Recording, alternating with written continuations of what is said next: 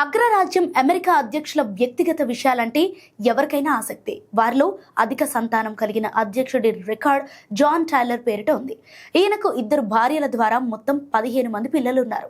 Tailor 1841, 1845 మధ్య అమెరికాకు 10వ అధ్యక్షుడిగా పనిచేశారు.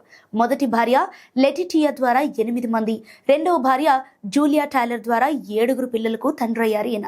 ఇక అమెరికా అధ్యక్షులలో అసలు పిల్లలు లేని వారు కూడా ఉన్నారు.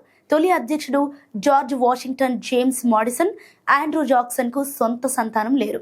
కాగా ఎక్కువ సార్లు వివాహం చేసుకున్న ఘనత ప్రెసిడెంట్ అధ్యక్షుడు ట్రంప్ కే దక్కుతుంది. ఇవానా, మార్లా మాపుల్స్, మెలానియాలను ట్రంప్ పెళ్లి చేసుకున్నారు. ఇక జీవితాంతం పెళ్లి కాని అమెరికా అధ్యక్షుడు కూడా ఉన్నాడు.